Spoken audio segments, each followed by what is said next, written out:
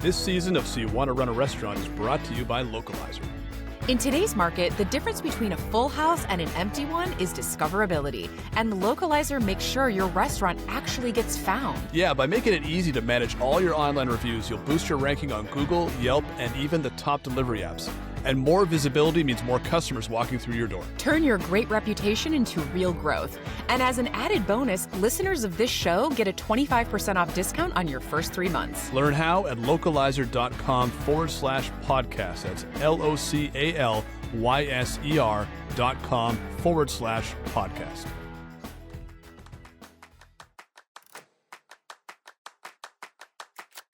Hi, everyone. I'm Claudia Saric. And I'm Spencer Michael. And this is So You Want to Run a Restaurant, created by the team at backofhouse.io, the most trusted resource for restaurant tech.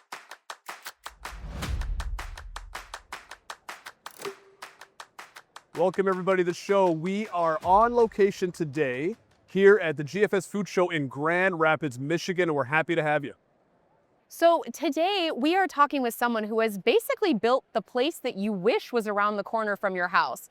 I'm talking coffee in the morning, wine at night, and endless cheese boards. Mallory Squibb is here with us today. Yeah, Mallory is the co-owner of Squibb Coffee and Wine Bar, which started this cozy little spot on Wealthy Street here in Grand Rapids, but quickly expanded to multiple locations, including a big move to the downtown market, which is this awesome culinary hub right in the heart of the city. And she does it all with her dad, Dennis. So this isn't just a business story, it's a family story too. So we're gonna get into how it started, where it's at now, and what's up next for Mallory.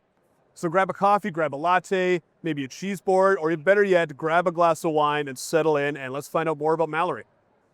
Mallory, welcome to the show. We are so excited to have you on with us today. Thank you for having me. Yeah, so let's start off with the story of the first Squibb location. How did this all start, and when did you decide, I want to build a coffee and wine bar?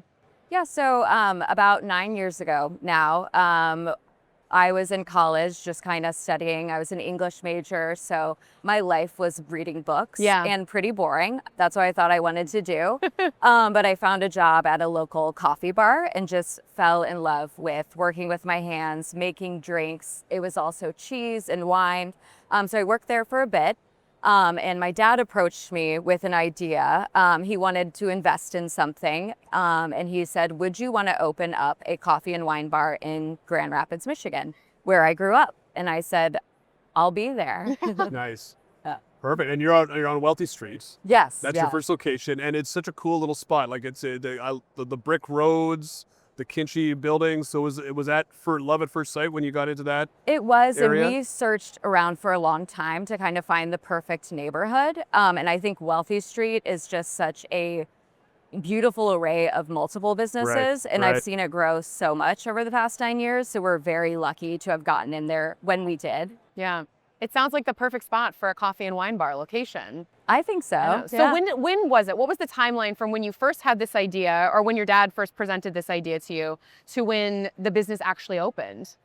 Great question. I think I was about 24 and I moved back to Grand Rapids. It took probably a year and a half from the initial idea, game planning. I remember we would have just like whiteboards and kind of write down every idea. Got to. And then it was finding a location and then building it out after that. And that process was probably about 9 months of like build out and getting everything together. And delays. Yes. And more, of course. So yeah, probably about a year and a half, truly. All if of you the think above, it's 9 building months, a it will be. restaurant? Yeah. No And kidding. you did this all with your dad? Yes, yeah. Okay, so talk to us about that. How was that like working with a family member? Because I hear, sometimes you hear like, this is a wonderful thing, but then you also sometimes hear the horror stories of working with family members. So, but it sounds like it worked. We're so lucky. I think us. we both have different lanes that we drive in. He is much more the financial and logistics. Okay. I'm much more the creative food side of it. Oh, perfect. So the relationship has worked out very well. Like to have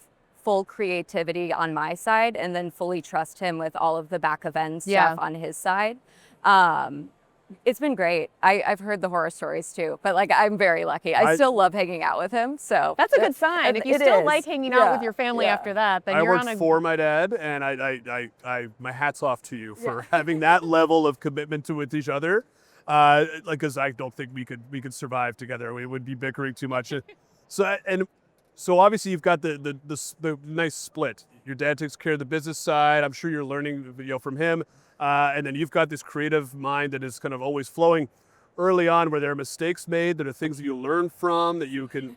Yeah, no, none. Everything was perfect. So Yeah. many mistakes. Yeah, we learned a lot. I would say like no mistakes. They were all things that we needed to do to get where we were today. I would say That's a just good way like to put it. Yeah. certain staffing problems, sourcing things, partnerships, like all those things got us to where we are. So it was a lot to, get to where we are today. But I think like one of the biggest things has been scaling our business, because now we are in 4 locations and we've learned a lot over that time period. So Was there a singular moment that, you don't have to get into the details of it, that really like, oh my goodness, this is not going to work out at all? I think it was, I am only one person, you are only one person. Right. How do we find managers? And I think a mistake that I made was holding on to my responsibilities so tight. And then once you find people who can do the job and likely do it better than I was doing, Yeah. but like manage and be on the creative side and take on ordering and take on community outreach, things like that. Just having good people on your team has been the biggest learning lesson for me, I think. Catering orders can get messy, forms, phone calls, and way too many mistakes. But Rally Catering by App 8 makes it easy. Guests order online with 0 errors, saving your team time and allowing you to capture more business with higher margins. Less stress, fewer mistakes, and more revenue means catering finally works the way it should. And right now, listeners of this show get 30% off their monthly subscription for the first year. Head to app8solutions.com to learn more. So let's talk about the expansion now, because right now there's Squibb Coffee and Wine Bar, Sav by Squibb, and Rise and Squibb. Are those the 3 that? Fika also Fika, we okay. opened this spring. So Okay, another another partnership. one. Yeah. Amazing. Talk to us about how it was to expand. And you've got the 1 location, which I'm sure that took, I'm sure it took a lot of trial and error, like you said before. Some of the challenges with that, some of the great things that happened. And then you decide, I'm going to launch my next one. How did that feel? It felt right. Yeah. Like we were just kind of growing out of our space, but we knew that like Grand Rapids was really saturated with coffee bars. Okay. So partnering with Rise Bakery, so they take on all the baking, we are the coffee, was just like the perfect partnership. We also get to split responsibilities, split bills, have our staffs work together, but be separate businesses. So it's been a great partnership to we kind of view it as a satellite coffee bar for ourselves. So that is with Rise Bakery, and then Fika, same owners of Rise, opened up in Creston this spring. So same kind of business relationship there. Excellent. And so what you obviously you transitioned from coffee into wine. I'm sure there's some spillover with the 2 at the same time, but 2 distinct crowds somewhat. Like, is there anything unique or interesting you could share with someone who would be wondering about what it would be like to run a cafe and then it changes into a wine bar at night?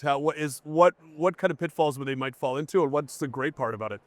Yeah, that has been a really interesting kind of, do we make it a coffee bar in the day and a wine bar at night? What we found is the most successful is both items all day, kind of create a cafe atmosphere where people can start with a cup of coffee and switch to a glass of wine and really create our like vibe around that, rather than kind of that switch over that I think can be confusing to people. Right. Is this leaning into the mimosa? Exactly. I feel like that's all the rage right now. Yeah, I'm like, that's how absolutely. you move into from breakfast to brunch, and all of a sudden it turns into an all-day thing. Yeah. So yeah, it's dangerous, but Yeah. it's good. yeah. I found if your beverages could speak to you, coffee would say, "You're doing great. We got this. Let's go." And wine would say, "You did okay. We'll get them tomorrow. Just take a breath." It's more comforting, fine." right? Exactly. Yeah, So, yeah. can you walk us through I know you did a bit about like the fact that you separated the the bakery, and now you guys are partnering as well. We'll supply the coffee for the bakery and so on and so forth. But the wine, of course, is a whole other animal, and it can get very complex. It can be very simple if you really want it to. Are you going for that level of simplicity? Are you listening to your customers about what you should bring in? Is it all of the above? Wait, no, but we also need to know, are you tasting all the wine and cheese Of yourself? course, Because yeah, that would be yeah. my job that I would never give up to anyone else. It's the best part of the job. Yeah. Absolutely. And I would be here doing this by myself. Yeah. Right? Yeah, the wine has been my kind of like my mission statement has always been coffee and wine can be very pretentious. How can we make them unpretentious and like kind of present it to people in a way where it's fun, exciting, and you're learning something new? So I like that our wine list is unique grape varietals. That's kind of been my number one. I want someone to look at a menu and not know what anything is and have to ask a question, start a conversation with our staff, and like have it be a learning experience. I think it's the same thing. Coffee can be very pretentious and elitist, and how can we make it like have the highest quality products, but have it be approachable for people and feel like coffee and wine are a treat now, especially. And like, how can we make it feel like a treat? It's there to bring joy, both of them. They bring me joy. Yeah. At different times of the day. Sometimes it's, sometimes I'll switch it. Wine in the morning, coffee at night. Either way, I'm having a good time. It's a little hamster wheel of exactly, caffeine and it should alcohol. always be approachable. Yeah, but clearly the Grand Rapids community has responded very well to it, given all of your expansions and how well you've done. So that's great. We've created a great community of people who like love what we do. So yeah, it's been great. Yeah. Any customer stories that have stuck with you, or someone's like, hey, I wouldn't have come in here before, but... One of my favorites is I've had multiple people get engaged at our shop like go on a first date. Oh, so wait, you're a matchmaker too? We are a matchmaker Okay, too. now If this you're story single- just got really exciting. No, but I love that people, it feels like a special place for them. They'll like come back on their anniversary and I'll remember, their first date. And that's been fun. Oh, I love that. Do you do anything special when you know it's an engagement? Do you? Well, we had one go terribly wrong. So Oh no! that was Yes. that was years ago. We I'm say sure oh they're no, both but for happy now. podcast purposes, please. Please, share as I much would as you not can. say anything else Please, besides spill the coffee, nothing I should besides say. that. But multiple good engagements. We had a wedding at the shop one time. Oh, wow. So yeah, it's been. Okay, so you are like your coffee, wine, cheese, and love bar. I love this. Put it in the tagline. Yeah. Technology decisions can make or break a restaurant. That's why restaurants turn to Back of House, your guide to smarter tech strategy. From point-of-sale systems to online ordering, labor tools, and guest engagement platforms, Back of House helps you cut through the noise with expert insights, comparisons, and best practices. Don't just buy tech, build a strategy that grows your business. Visit backofhouse.io and get the clarity you need to choose the right tools for your restaurant. Okay, so would you ever franchise this concept, or do you prefer to keep it very local and community-oriented? Definitely would not want a franchise. Okay. I like having, first of all, it has my name on it, so it would be hard for me to trust someone else with it. Yeah. And yeah, I don't think we would. That's fair. Yeah. So what does it look like next 5 years? Is there another location going to happen in and around Grand Rapids, or? To be honest, we've done so much expansion over the past, this year alone. Yeah. We have 2 new shops. I think like it's really focusing on what we do best right now. We haven't even dived into catering and doing events, and I want to do more wine events. We also are part of the Chris Kindle Market. We have a raclette booth out there. Oh, that's so nice. And that popular. just takes up our life for 2 months. Yeah. So really just kind of focusing on how to do the best that we can. Yeah, this is the time I would imagine where you've done so much expansion, you've had the success, and now probably it's time to kind of rein it back in and really kind of hone your systems and your processes. I imagine I don't want to speak for you, but I think that's probably what you're looking at right now. Literally what I'm thinking about every day is kind of like how to streamline things. Now with having 4 locations, how can I place orders in an effective and cost-effective way? Right. How can I have 3 managers right now. Do we have a coffee director and a wine director? Do we have a creative team? Things like we haven't really been able to think about. But now with having almost 30 employees, it's kind of time to make those systems. And then once that's in place and you've got these ironclad and you go for for location number 5, then it's kind of copy and paste at that point. It's that simple, really. It's that simple. Everybody should do it, really. It's So you want to run a restaurant, you mean? well, this is the blueprint right here. Right. Come to Grand Rapids and have a coffee and a wine. There we go. Okay, so what's one tool or habit that you've done that has kept you sane as a restaurant owner overseeing this many spots? Not in the past month, but I've run almost every day. Okay. It's been like my mental kind of like clarity moment. I like to take an hour to myself. It's also I agree. time to listen to a podcast, time to learn something new. We know a podcast that you should like, subscribe, and follow. Yeah. Amazing. All right. Well, we're going to do a lightning round now with you. Yeah. Okay. These are fun questions. Okay. Don't be nervous, Great. but these are the last ones. What's one dish you'll never take off the menu?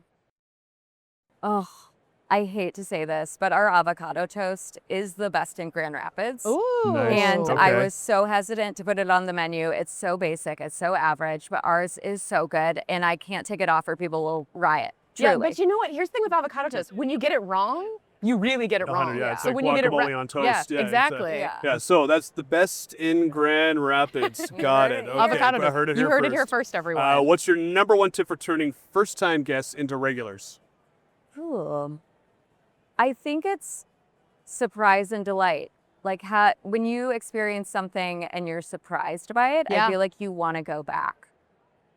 That makes sense. I like that. I like that too. If I saw an engagement at your restaurant, I'd be like, I'm coming back. This is the place to go. I'm really where it leaning into happens. that. Yeah. Okay. What's the weirdest customer request you've ever said yes to? Probably the wedding. Yeah, the wedding. Yeah, that was a good one. weird one. And Mhm. yeah. If you could bring back one food trend, what would it be? You know, bullet coffee. I don't know if you remember this. remember Yes, I the do bullet remember coffee. the keto. It was And like like I keto was thing, right? never into it, but now that I love all different kinds of butter, I would love to like experiment with like a really high-end expensive Yeah. butter in coffee.